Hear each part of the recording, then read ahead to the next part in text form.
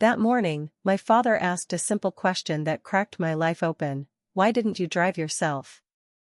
I smiled, lied, and felt the lie burn my throat. What I didn't say was that my husband's mother had taken my car weeks earlier, claiming it was for my own good, to keep me calm, obedient, controlled. In that moment, standing in my childhood kitchen, I realized how small my world had become without anyone noticing. This isn't a story about a missing car. It's about how control hides behind concern, how silence becomes a cage, and how one question forced me to see the truth I'd been avoiding. Before I continue, tell me your country and the time right now. The house smelled the same: coffee, dust, and the faint echo of memories that never left. Dad sat by the window, reading the paper, sunlight cutting sharp lines across his face. He looked up as I entered. "You didn't drive?" he asked, almost casually.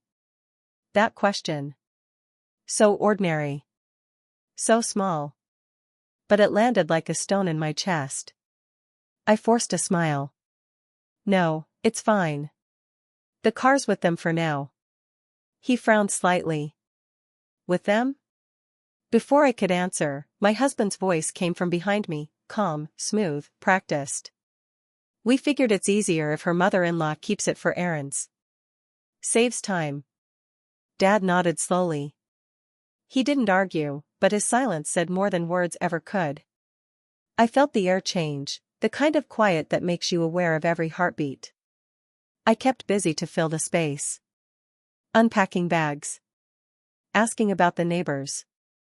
Pretending not to notice the way Dad's eyes followed me, thoughtful and worried. He'd always been the kind of man who could sense when something wasn't right, and I, the kind of daughter who never wanted to prove him correct.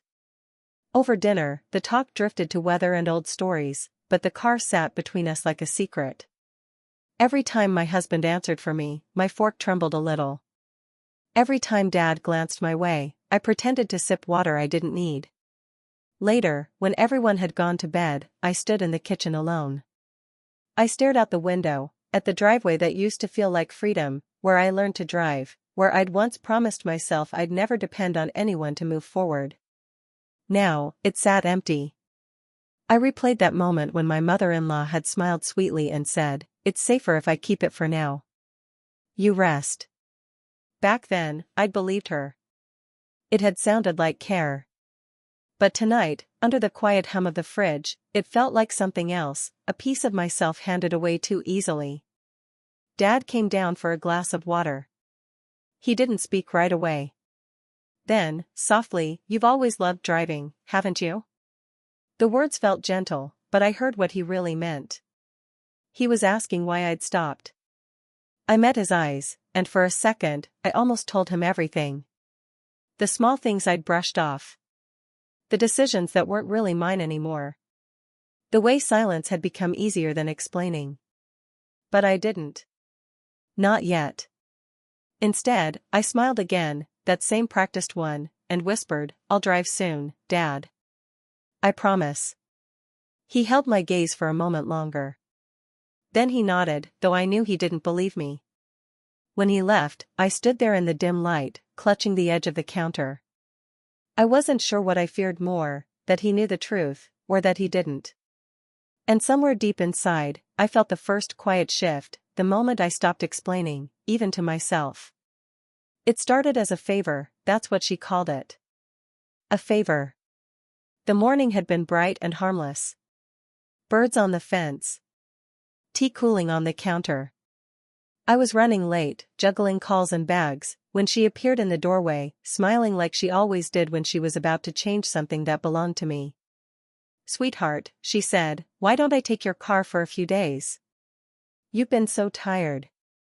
Let me handle the errands." I hesitated, keys in hand. "I'm fine, really." She laughed softly. "Oh, don't be stubborn. I'm only helping." Her voice was gentle, but her eyes waited for surrender. My husband walked in right then, adjusting his watch, not looking at me. "Mom's right," he said. "You could use the rest." I remember the pause before I handed over the keys, that small metallic sound as they left my palm. It should have meant nothing. But it did. The house grew quieter in the days that followed.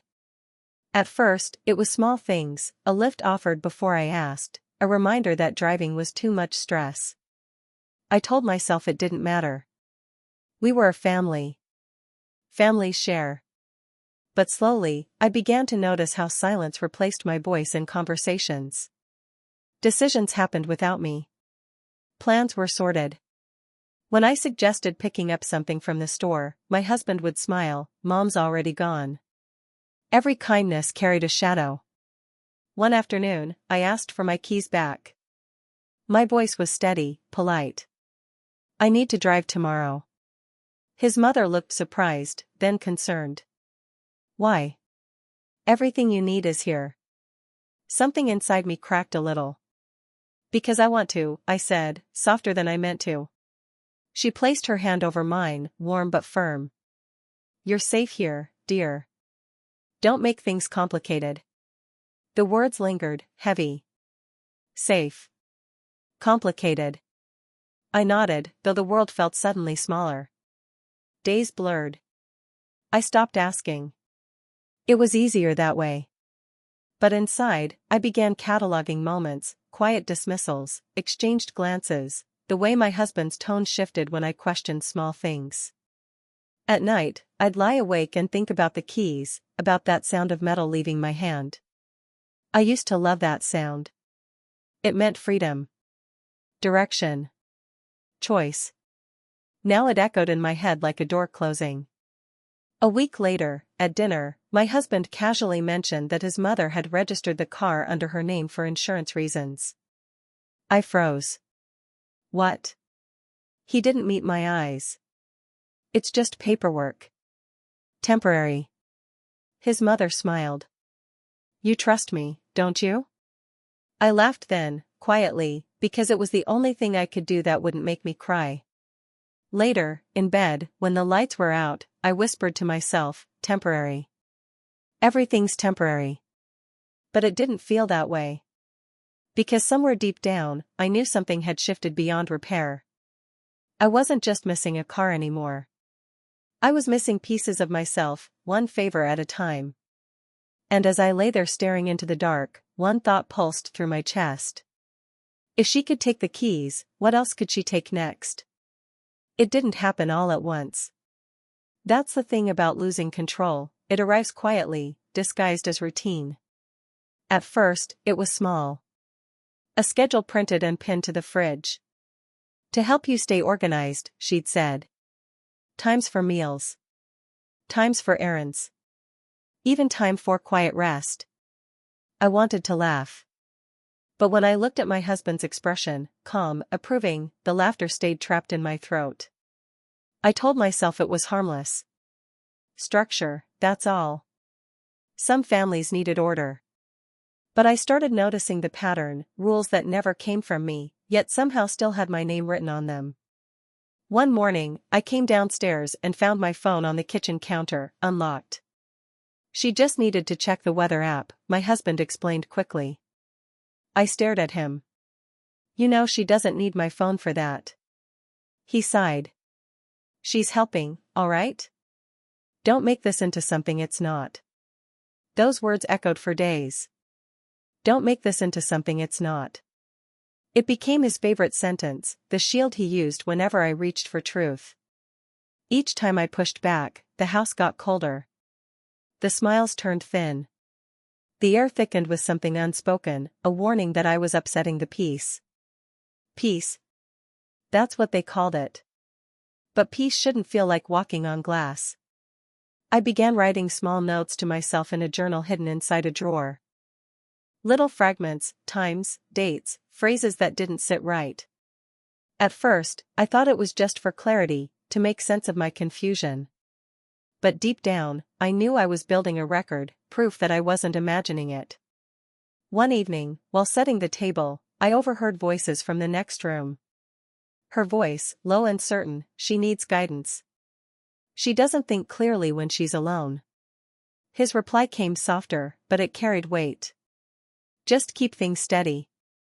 She'll adjust. My breath caught. I stood frozen, a plate trembling in my hands. They weren't worried about me, they were managing me. I stepped back quietly, the room spinning. Every little moment, the missing keys, the new schedules, the phone checks, it all connected. And suddenly, I wasn't confused anymore. That night, when they both went upstairs, I sat alone at the kitchen table. The house was silent except for the faint hum of the refrigerator. I stared at my reflection in the window, tired eyes, a woman who looked like she was waiting for permission to exist. I whispered to myself, no more. I didn't know what I'd do yet, or how I'd do it. But I knew one thing with absolute clarity. If they'd written rules for my life, I'd start rewriting them, quietly, page by page. I closed the journal, my pulse steady for the first time in weeks. Then I looked toward the stairs, where their voices still murmured faintly through the walls. They thought I was still playing by their rules. They didn't know I'd already stopped. The shift was invisible to them, but I felt it in every breath. I stopped reacting. I started watching. Every morning, she'd hum through the kitchen, checking lists, making notes. My husband would follow her rhythm like background music, predictable, steady, unthinking. I smiled, nodded, and learned their patterns. That's when I started collecting things. Not dramatic evidence, just fragments. Receipts, notes, messages that didn't match their words. I took pictures when no one was watching. Screenshots, timestamps, small inconsistencies. At first, it felt wrong, like spying on my own life. But the more I saw, the clearer everything became. One afternoon, while cleaning the study, I found a file folder half-tucked behind some books. Inside were papers I didn't recognize, insurance forms, title transfers, photocopies with my name written but not signed by me. The handwriting was too neat. Too deliberate. I sat on the floor, my hands shaking as I turned each page. It wasn't just about the car anymore. It was about ownership, control that had quietly become documented. That evening, when my husband came home, I acted normal. I poured him tea, asked about his day. He talked about work. He didn't notice how tightly I was holding the cup. "Everything all right?" he asked finally. "Of course," I said, smiling. "Why wouldn't it be?" He nodded, relieved, and went upstairs. The moment he disappeared, I took out my phone and photographed every page of that folder. Each flash felt like reclaiming something, proof that I wasn't crazy, that what was happening wasn't invisible. The next day, I took a different risk. I emailed those photos to myself using a new account, one he didn't know existed. When I pressed send, I felt something inside me lift, light but dangerous. I began moving through the house differently after that. Every conversation was a test. Every word, a clue. One morning, over breakfast, she said, "You've been so calm lately. I'm glad you've adjusted." I smiled and said nothing, though my heart was pounding. That night, I couldn't sleep. I kept thinking about the papers. The signatures. The months I'd gone along with things because they were easier. And I realized every piece of proof was already in front of me. Hidden not in shadows, but in plain sight. The next week, I took a small box to my father's house under the excuse of dropping off old photos. Inside were USB drives, copies of forms, notes I'd written in the dark. I didn't tell him yet, not the full story. Just enough to make him promise to keep it safe. He looked at me for a long moment. "Are you in trouble?" he asked softly. I hesitated. "Not yet," I whispered. "But I might be." When I left his house, the air outside felt different, sharper, cleaner, like the world had cracked open just enough for light to leak through. That night, I returned home and found the study door slightly ajar.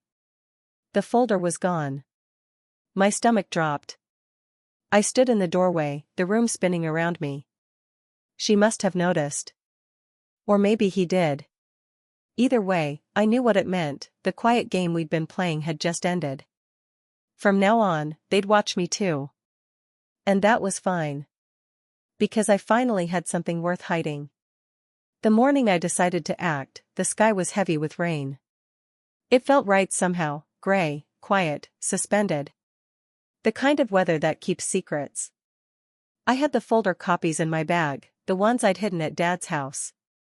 My fingers trembled as I zipped the bag shut.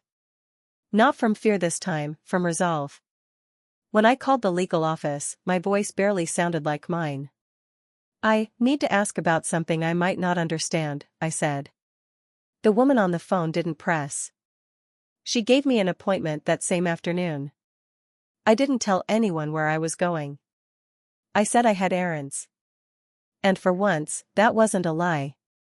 The office was small, lined with quiet shelves and the faint smell of coffee. A woman in her 40s greeted me, sharp eyes, kind face. "I'm Clara," she said. "You can start wherever you need." I unfolded the papers, each one shaking slightly in my hands. "I think something was changed without me," I whispered. She spread them out across her desk, studying them with practiced focus. The clock ticked in the silence between us. Finally, she looked up. "Did you sign these?" I shook my head. "No. That's not my handwriting." Her expression softened, but her tone stayed professional. "Then whoever did this made a legal decision in your name. That's not just unethical, it's unlawful." The word unlawful hit harder than I expected. It wasn't just a feeling anymore. It was a fact. For months, I had doubted myself. Maybe I was overreacting. Maybe it was just family tension. But hearing it put into legal language changed everything. Clara explained the options carefully, how records could be reviewed, how names could be restored, how signatures could be verified. She used words like rights and evidence. Words that sounded like doorways. At one point, she looked directly at me and said, "You've been made small in your own story. It happens quietly. But you can change the ending." Something inside me cracked and healed all at once. It wasn't loud, but it was real. When I left her office, the rain had stopped. The street smelled of wet asphalt and relief. I stood there for a moment, letting the cold air hit my face. Then I saw the message on my phone. From my husband. "Where are you?" "Mom's worried." My thumb hovered over the screen. I typed back, "Just running errands. Be home soon." Then I deleted it before sending. For the first time, I didn't explain myself. Back home, the house looked the same, calm, perfect, staged. They asked about my day. I smiled and said, "Quiet. Just catching up on things." Inside, though, everything was different. The silence wasn't theirs anymore. It was mine. Controlled. Chosen. That night, I sat in bed, laptop open, drafting an email I never thought I'd write, attaching the scanned copies, listing the changes, naming the dates. My hands didn't shake this time. Before hitting send, I whispered softly into the dark, "You shouldn't have written my name for me." And then I pressed send. The next morning, I knew it had reached the right people. There was no taking it back. I looked out the window at the driveway, still empty, but it didn't feel like a loss anymore. It felt like the beginning of something I hadn't known I still had, choice. They didn't know yet that the silence they'd built around me was about to break. And this time, it would echo louder than they ever imagined. It happened on a Tuesday. Nothing dramatic, no thunder, no warning. Just the quiet rhythm of breakfast, toast, tea, polite conversation, before the truth finally stepped into the room. I'd planned it carefully. I'd already spoken to Clara again.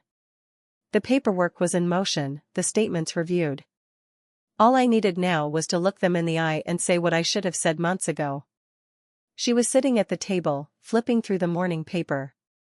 My husband scrolled on his phone, half listening, half somewhere else. It looked like every other morning.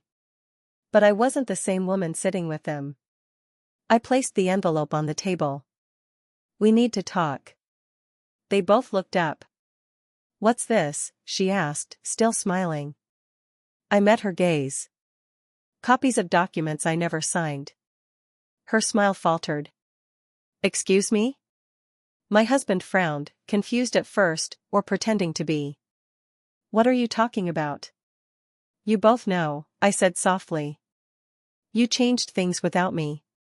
My name, my ownership, my choices. The room went still. The ticking clock suddenly sounded louder than breath. She was the first to speak. You're mistaken. We were helping you. That's what you always say, I replied. But help doesn't erase someone's voice. My husband stood, his chair scraping the floor. This isn't the time for accusations. I stayed seated. Calm. Measured. Then tell me it's not true. Look at me and say you didn't move the title, or open that account, or fill out that form. He opened his mouth, then closed it again. That silence said more than any argument. I leaned forward. Clara said it's already under review. She's handling everything. His mother's face changed, a flicker of something sharp behind her calm expression. You went to a lawyer? Yes, I said. Because you left me no choice. For a long moment, no one spoke. Then she laughed, short, brittle. You're being ungrateful. After everything we've done. I interrupted her gently. I'm not angry. I'm just done. He turned toward me then, something desperate in his eyes. You didn't have to do this behind our backs. Behind your backs? I said quietly. You built this behind mine. The words landed. For once, neither of them had an answer. I stood up, my hands steady, my heartbeat loud but sure. I'll stay somewhere else for a while, I said. Dad knows. Don't come there. He stepped forward. You can't just leave like this. I already did, I said. The look on his face, part disbelief, part realization, was something I'll never forget. It wasn't anger anymore. It was fear. I walked toward the door. She called after me, voice tight. You're making a mistake. I turned back. Maybe. But it'll be mine this time. Outside, the air hit me cold and fresh. I hadn't even noticed I'd been holding my breath until then. I didn't look back. I didn't need to. Because for the first time I wasn't running from them. I was walking toward myself. Still, as I reached the car parked down the street, one I'd borrowed from a friend, my phone buzzed. A message. From him. It was only 2 words, we'll talk. My fingers hovered over the screen. Then I powered it off and whispered, almost to the wind. No. You'll listen. And I drove away. The first night away didn't feel like freedom. It felt like static. Too quiet, too still, as if the world was waiting to see whether I'd really gone through with it. Dad didn't ask for details. He didn't have to. He just made tea, placed the cup in front of me, and said, "You're safe here." Those 3 words undid something in me. For months, safe had been a word used to keep me still. Here, it meant something else entirely, room to breathe. I spent the next days trying to relearn ordinary things. Cooking for one.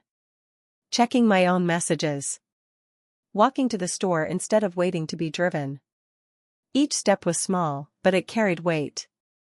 Sometimes I'd catch myself listening for footsteps that weren't there, a voice asking where I was going. The absence felt strange, like missing a sound you'd grown used to hating. One evening, while sorting through files on my laptop, I came across a photo, the car parked in front of their house, sunlight glinting off the windshield. It looked harmless. Familiar. I stared at it for a long time. That car had once meant independence. Then it became a symbol of control. Now, looking at it, I saw something else, a line in the sand. I opened an email from Clara. She'd written, "Your case is moving forward. The review confirms your signature was falsified. Next step, restoration of property and name." My throat tightened. I read it twice. 3 times. It wasn't just about the car anymore. It was proof that the story I'd been told, the one where I was too sensitive, too forgetful, too dependent, was never real. That night, I walked outside. The sky was clear for once, stars bright against the dark. Dad stepped out behind me, hands in his pockets. "You okay?" he asked. I nodded. "I think so. It's strange. I thought leaving would hurt more." He smiled faintly.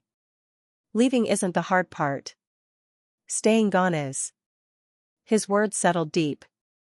Inside, my phone buzzed again, unread messages stacking up. Apologies. Explanations. Promises that things could go back to normal. But normal was what had broken me in the first place. I set the phone face down and turned it off. The silence that followed wasn't empty this time. It was mine. In the days that followed, I started writing everything, not just the events, but how it felt to lose pieces of yourself and then find them again. I didn't call it a diary. It was something else, a record of survival. Each page ended with a small truth I didn't want to forget. You can't rebuild if you keep standing in the ruins. Weeks later, Clara called. "We'll finalize soon," she said. "One last step, and it's done." Done. The word sounded foreign. Unreal. As I hung up, I looked toward the window. The driveway outside was still empty. But this time, it didn't feel like something missing. It felt like space, room for something new to arrive. Still, one thought lingered quietly, steady and sure. When I stand in that driveway again, it will be on my own terms. It happened quietly, the way most endings do. No courtroom drama, no shouting, just a letter in the mail, crisp paper, official seal, confirming that everything I'd lost was now rightfully mine again. I sat at the kitchen table, tracing the words with my thumb. Ownership restored. 2 words that shouldn't have made my chest ache, but they did. Dad leaned against the counter, watching me. "You did it," he said simply. I nodded, though the word did felt too small for what it took to get here. We went outside together. The air smelled faintly of rain, and a car waited at the curb, mine. Not borrowed. Not held. Mine. It looked the same, but I wasn't. I walked around it slowly, fingertips brushing the metal. Memories flooded in, first drives, road trips, that morning I handed over the keys too easily. It all came back in flashes, but this time, the pain was lighter. Dad handed me the keys. "Go ahead," he said. The sound of them landing in my palm, that small metallic chime, felt like the sound of freedom returning. I opened the door and sat behind the wheel. Everything felt different. The seat that once carried me into fear now carried me into peace. When I started the engine, the vibration ran through me like a heartbeat I'd forgotten was mine. I didn't drive far, just down the road, past the familiar houses, the old park, the stretch of street where sunlight filtered through the trees. The world looked the same, but it no longer owned me. At a red light, I caught my reflection in the rearview mirror. My eyes didn't look lost anymore. They looked awake. I thought about her, the woman who used to apologize for existing, who mistook permission for kindness. She was still a part of me, but no longer steering. The light turned green. I pressed the pedal gently and whispered, "This time, I decide where to go." It wasn't revenge that filled me, it was something quieter, steadier. Justice, maybe. Or healing. Because the truth was simple, I didn't want what they had. I wanted what I'd always deserved: choice, peace, space to breathe. As I turned onto the open road, the wind rushed through the open window, carrying away what was left of the silence they'd built around me. No anger. No fear. Just forward motion.